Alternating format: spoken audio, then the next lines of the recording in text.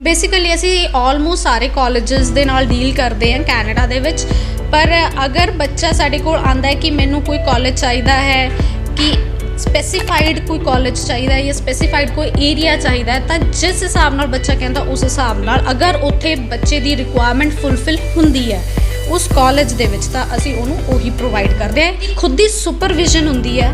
अगर कोई भी केस रिफ्यूज़ल केसेस आते हैं, मैं खुद मिनूटली चैक करके, क्योंकि दो ही रीजन ज़्यादातर मेनली मन्ने जाते हैं रिफ्यूज़ल केसेस दे, या तो बच्चे की SOP नहीं ठीक होंगी या फिर बच्चे की कोर्स रेलीवेंसी नहीं होंगी। ये दो मेन रीजनस ने रिफ्यूज़ल्स के, जिन्हां करके कि बच्चों को पता ही नहीं लगता कि साडी रिफ्यूज़ल क्यों आई है। मैं खुद मिनूटली इन्हां चीज़ों के विच बच्चे की फाइल नूं खुद चैक करके खुद ही हरेक चीज़ अपने हत्थों दे विच रख के ही अगे फाइल लॉन्च करती हूँ। कैनेडा दे विच एक मॉड्यूल दे विच अगर बच्चे दे 5.5 बैंड्स हैगे ने और ओवरऑल ਉਹਦੇ 6 बैंड्स हैगे ने, तो बहुत सारे पब्लिक कॉलेजेस यूनिवर्सिटीज़ हैगियां ने जो बच्चे नूं एक्सेप्ट करदियां ने।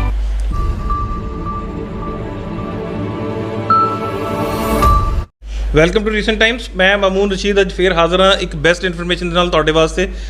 स्टूडेंट जाना चाहते हैं कैनेडा और जाना चाहते हैं आस्ट्रेलिया, जाना चाहते हैं फॉरन दे विच अपनी स्टडीज़ कंप्लीट करन और बड़े कन्फ्यूज़ हो जाते हैं, पता नहीं चलता कि किहड़े कंसलटेंट कोल जाइए, किहड़े इंस्टीट्यूट दे विच जाइए, कित्थों तैयारी करिए और कित्थों कंसलटेंसी लईए।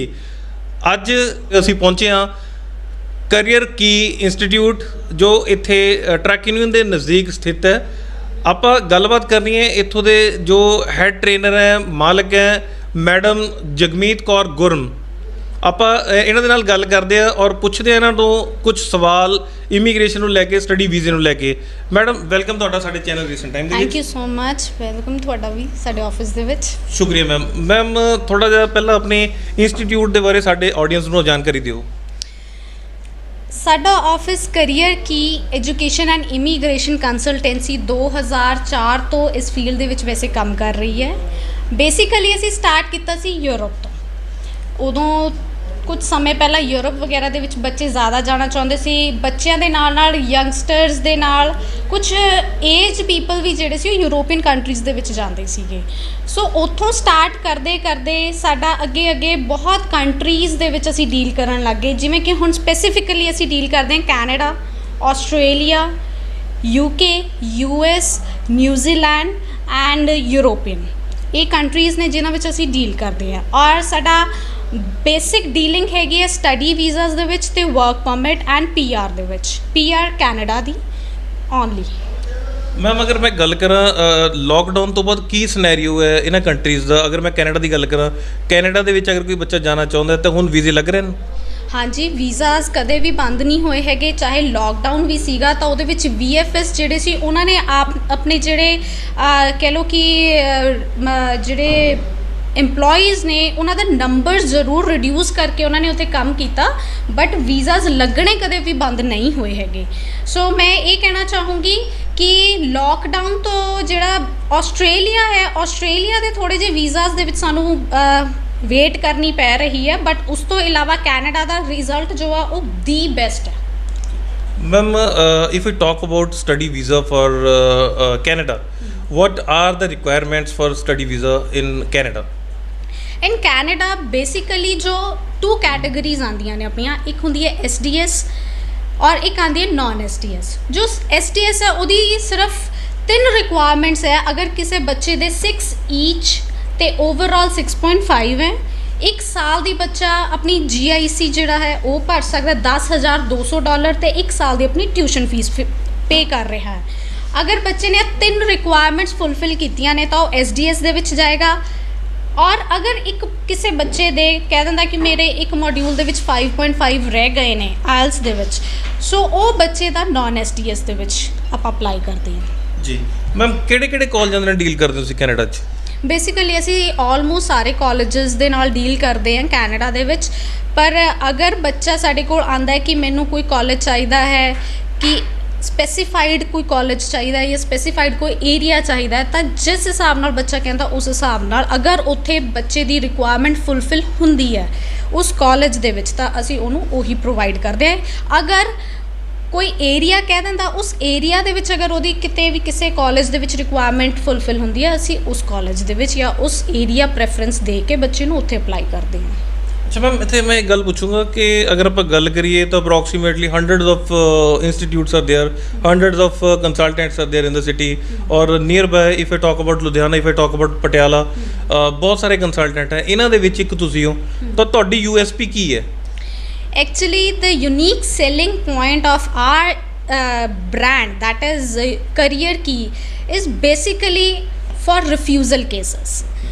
बहुत सारे एजेंट्स ने, बहुत सारे प्रोफेशनल्स ने जो रिफ्यूज़ल केसेस ਨੂੰ ਬਹੁਤ ਮਤਲਬ ਕਿ ਕਨਫਿਊਜ਼ ਕਰ ਦਿੰਦੇ ਨੇ ਲੋਕਾਂ ਨੂੰ, ਬਟ ਅਸੀਂ ਮਿਨੂਟਲੀ ਮੇਰੀ ਖੁਦ ਦੀ ਸੁਪਰਵਿਜ਼ਨ ਹੁੰਦੀ ਹੈ।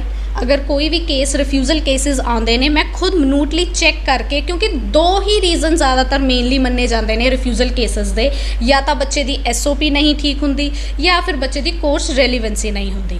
ਇਹ ਦੋ ਮੇਨ ਰੀਜ਼ਨਸ ਨੇ ਰਿਫਿਊਜ਼ਲਸ ਦੇ, ਜਿਨ੍ਹਾਂ ਕਰਕੇ ਕਿ ਬੱਚਿਆਂ ਨੂੰ ਪਤਾ ਹੀ ਨਹੀਂ ਲੱਗਦਾ ਕਿ ਸਾਡੀ ਰਿਫਿਊਜ਼ਲ ਕਿਉਂ ਆਈ ਹੈ। ਔਰ ਇਹ ਕੁਝ ਏਜੰਟਸ ਨੇ ਸਿਰਫ ਜਿਹੜੇ ਬੱਚਿਆਂ ਨੂੰ ਇਹ ਚੀਜ਼ਾਂ ਨੇ ਦੱਸਦੇ ਨੇ।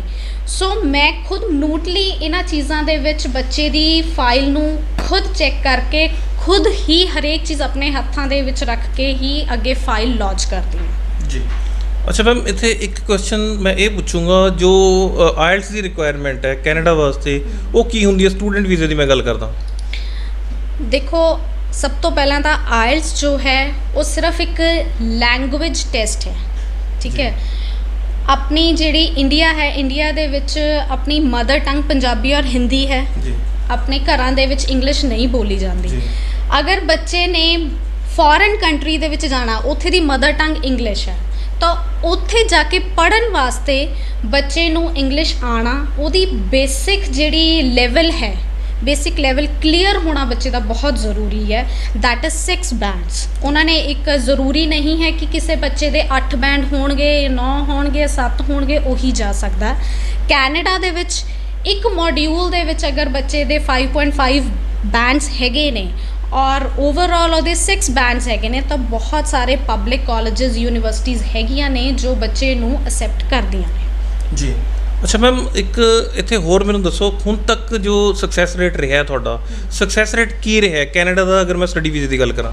ਦੇਖੋ, ਮੈਂ ਕਹਿੰਦੇ ਨੇ ਕਿ ਆਪਦੇ ਮੂੰਹ ਤੋਂ ਬੰਦਾ ਤਾਰੀਫ ਕਰਦਾ ਅੱਛਾ ਨਹੀਂ ਲੱਗਦਾ ਹੁੰਦਾ, ਬਟ ਜਿੰਨੇ ਵੀ ਅਸੀਂ ਕੇਸਿਸ ਅਪਲਾਈ ਕੀਤੇ ਨੇ, ਸਾਡਾ 100% ਸਕਸੈਸ ਰੇਟ ਰਿਹਾ ਹੈ ਹੁਣ ਤੱਕ ਦਾ। ਚਲੋ ਕੁਝ ਹੁੰਦਾ ਹੈ ਕਿ ਕਈ ਵਾਰੀ ਕੋਈ ਬੱਚੇ ਦੀ ਲੱਕ ਕਹਿ ਲਓ ਵੀ, ਅਗਰ ਉਹਦਾ ਇੱਕ ਵਾਰ 'ਚ ਨਹੀਂ ਆਇਆ ਤਾਂ ਸੈਕਿੰਡ ਟਾਈਮ ਜਦੋਂ ਵੀ ਅਸੀਂ ਅਪਲਾਈ ਕੀਤਾ ਹੈ, ਅਗਰ ਉਸ ਬੱਚੇ ਦਾ ਵੀ, ਤਾਂ ਉਹਦਾ ਵੀਜ਼ਾ ਆਇਆ ਹੈ। ਔਰ ਅਗਰ ਮੈਂ ਗੱਲ ਕਰਾਂ ਕਿ ਕਿਸੇ ਸਟੂਡੈਂਟ ਨੇ ਤੁਹਾਨੂੰ ਮਿਲਣਾ ਹੋਵੇ, ਤੁਹਾਡੀ ਲੋਕੇਸ਼ਨ ਆਫਿਸ ਦੀ ਅਗਰ ਤੁਸੀਂ ਦੱਸ ਪਾਓ ਕਿ ਅੱਜ ਆਪਾਂ ਬੈਠੇ ਹਾਂ, ਮੈਂ ਤੁਹਾਡੇ ਨਾਲ ਇੰਟਰੈਕਟ ਕਰ ਰਿਹਾ, ਕਿੱਥੇ ਬੈਠੇ ਹਾਂ, ਕੀ ਲੋਕੇਸ਼ਨ ਹੈ? ਸਾਡੀ ਜਿਹੜੀ ਬ੍ਰਾਂਚ ਹੈ, ਹੈੱਡ ਬ੍ਰਾਂਚ ਜਿਹੜੀ ਆ, ਉਹ ਮਲੇਰਕੋਟਲਾ ਕਰੀਅਰ ਕੀ ਨੌਸ਼ਹਿਰਾ ਰੋਡ ਤੇ ਨੀਅਰ ਟਰੱਕ ਯੂਨੀਅਨ ਲੋਕੇਟਡ ਹੈ।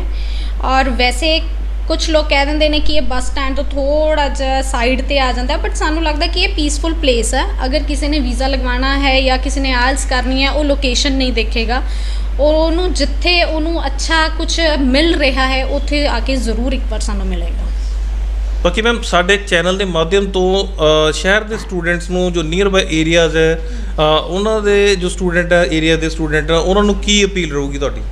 ਮੇਰੀ ਇੱਕੋ ਅਪੀਲ ਹੈ ਬੱਚਿਆਂ ਨੂੰ ਕਿ ਸਭ ਤੋਂ ਪਹਿਲਾਂ ਤਾਂ ਆਪਣਾ, ਅਗਰ ਤੁਸੀਂ ਨੇ +2 ਕਰਕੇ ਜਾਂ ਫਿਰ ਗ੍ਰੈਜੂਏਸ਼ਨ ਕਰਕੇ ਤੁਸੀਂ ਬਾਹਰ ਜਾਣ ਦਾ ਤੁਹਾਡਾ ਸੁਪਨਾ ਹੈ, ਤਾਂ ਜਿਹੜਾ ਵੀ ਤੁਹਾਡਾ ਲਾਈਕ ਤੁਸੀਂ ਕਿਸੇ ਵੀ ਏਜੰਟ ਨੂੰ ਜਾਂ ਕਿਸੇ ਨੂੰ ਵੀ ਤੁਸੀਂ ਆਪਣੀ ਫਾਈਲ ਲੌਜਮੈਂਟ ਵਾਸਤੇ ਸਿਲੈਕਟ ਕਰਦੇ ਹੋ, ਤਾਂ ਬਹੁਤ ਸੋਚ ਸਮਝ ਕੇ, ਸਭ ਤੋਂ ਪਹਿਲਾਂ ਤਾਂ ਆਪਣਾ IELTS ਟ੍ਰੇਨਰ ਜਿਹੜਾ ਹੈ ਉਹ ਬਹੁਤ ਸੋਚ ਸਮਝ ਕੇ ਤੁਸੀਂ ਸਿਲੈਕਟ ਕਰੋ। ਉਸ ਤੋਂ ਬਾਅਦ ਜੀ ਤੋਂ ਤੁਸੀਂ ਨੇ ਫਾਈਲ ਲਗਵਾਉਣੀ ਹੈ, ਉਹ ਵੀ ਬਹੁਤ ਹੀ ਮਿਨੂਟਲੀ ਚੈੱਕ ਕਰਕੇ ਉਹਦਾ ਸਕਸੈਸ ਰੇਟ, ਉਹਦੇ ਨਾਲ ਖੁਦ ਗੱਲਬਾਤ ਕਰਕੇ ਫਿਰ ਤੁਸੀਂ ਸਿਲੈਕਟ ਕਰਕੇ ਆਪਣੀ ਫਾਈਲਿੰਗ ਲੌਜਮੈਂਟ ਕਰਵਾ ਸਕਦੇ ਹੋ।